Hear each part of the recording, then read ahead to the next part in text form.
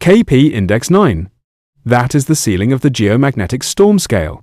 And 3 hours before it hits, almost nothing on the ground looks different. The sky is calm. The grid hums along like any other Tuesday.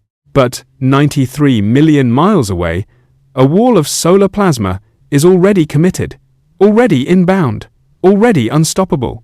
This video shows you exactly what happens inside those 3 hours, from the moment a spacecraft sees it coming, to the moment your power grid, your GPS, and your sky start to change. 12 minutes, start to finish. Here is the question that matters. What actually crosses that gap between the sun and us? Not light. Light already got here 8 minutes ago, harmless, familiar. What we are tracking is something slower and heavier. A coronal mass ejection. Billions of tons of magnetized plasma launched outward at speeds that can top 2 million miles per hour. That is not a beam. That is a cloud. A cloud the size of a planet, carrying its own magnetic field, and that field is the entire story. Consider what a magnetic field moving that fast actually does when it meets Earth. Our planet has its own shield, the Magnetosphere, a bubble of magnetic protection stretching tens of thousands of miles into space. Normally, it deflects the solar wind the way a hull deflects water. But if the incoming cloud's magnetic field is oriented opposite to Earth's, south, when ours points north, the two fields don't just collide. They connect. This is called reconnection, and it is the single most important mechanism in this entire event. Reconnection tears open the shield. It hands the sun a direct line into near-Earth space. Here is the single most important thing to understand about the 3-hour window. It is not silence. It is surveillance. About 90 minutes to 2 hours before impact, a spacecraft called DSCOVR, parked at a gravitational balance point called L1, a million miles closer to the sun than we are, gets hit first. It measures the magnetic field, the density, and the speed of the plasma in real time. That data is humanity's tripwire.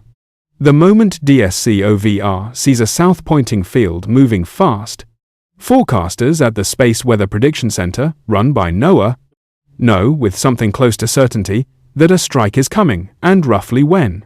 That is why L1 matters so much. It is not a monitoring station out of convenience. It is the only functional early warning post we have for the entire planet's electrical infrastructure. Lose that satellite, and the 3-hour warning collapses to almost nothing. Now, bring that back to the ground. What is actually happening in your town during those final hours, even though you can't see it yet?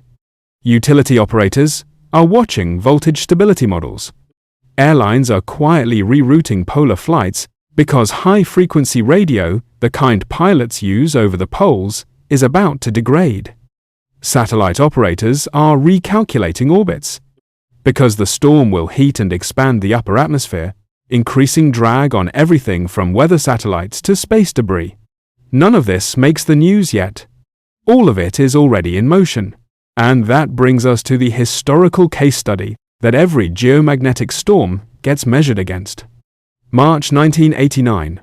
Quebec.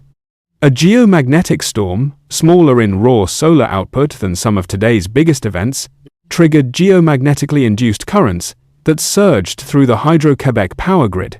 In about 90 seconds, the entire system collapsed.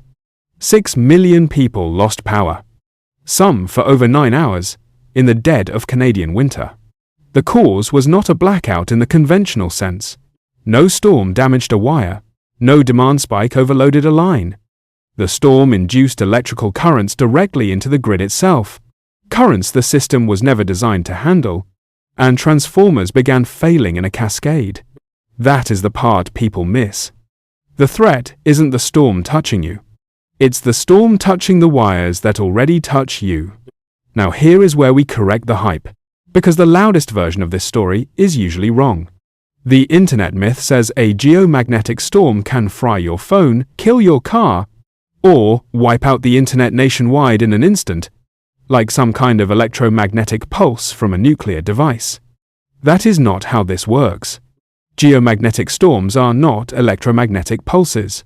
They don't zap electronics directly. Your phone will not stop working because a coronal mass ejection hit Earth. Here is the real, more concerning version. The danger is systemic, not personal. It targets long conductors, power transmission lines, pipelines, undersea communication cables, anything that acts like a giant antenna stretched across the ground, absorbing slow-building induced currents over minutes and hours. That is a fundamentally different threat than an electromagnetic pulse. It is slower, quieter, and in some ways more dangerous, because it targets the infrastructure holding up an entire modern economy, not the device in your pocket. Connect that back to the Quebec collapse. 6 million people in the dark wasn't caused by a spike of destructive energy blasting through the city.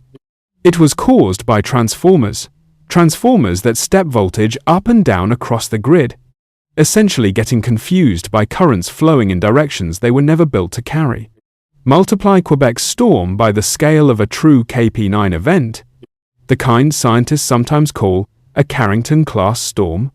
After the 1859 event that set telegraph systems on fire in Europe and North America, and you start to understand why space weather agencies treat this seriously. Not as science fiction, as infrastructure risk. So what actually unfolds in your sky and your signal, hour by hour, as the storm arrives? The first sign is usually visual, and it is the one good part of this story. Auroras, normally confined to the Arctic and Antarctic, can push down into mid-latitudes, sometimes as far south as the Gulf Coast in the most extreme events. That is the storm announcing itself in the most beautiful way it knows how.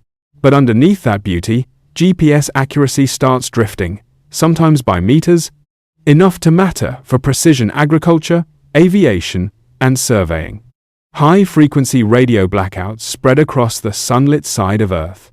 And in the most severe cases, grid operators start seeing voltage irregularities they cannot fully predict in advance, because every regional grid responds differently depending on its geology, its latitude, and its wiring.